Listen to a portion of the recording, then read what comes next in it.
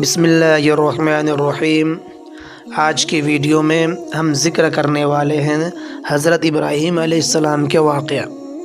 حضرت ابراہیم علیہ السلام اللہ کے برگزیدہ پیغمبروں میں سے ایک ہے۔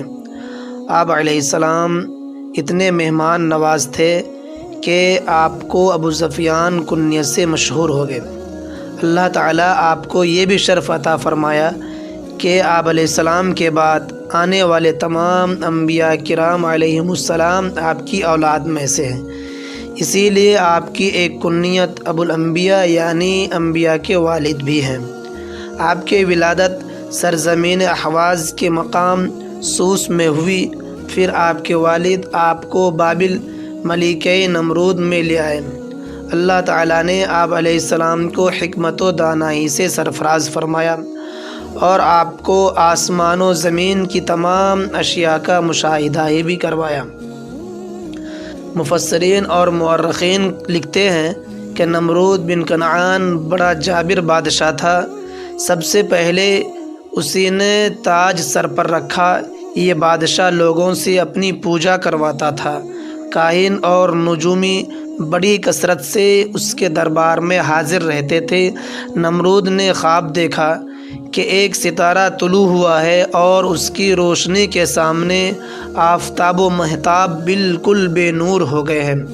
اسی سے وہ بہت خوف زدہ ہوا اور اس نے کاہنوں سے اس خواب کی تعبیر دریافت کی۔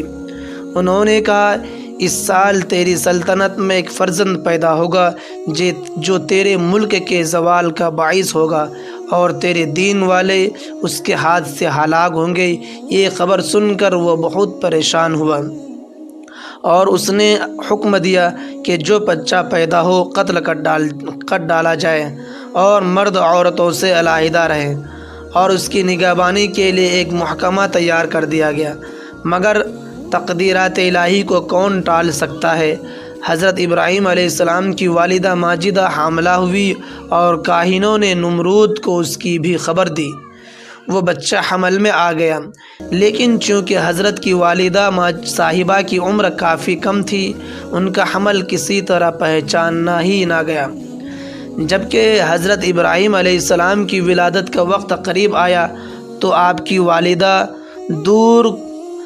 کی والدہ اس تہہ خانہ میں چلی گئی جو آپ کے والد نے شہر سے دور کھود کر تیار کیا تھا۔ وہاں آپ علیہ السلام کی ولادت ہوئی اور وہیں آپ رہے۔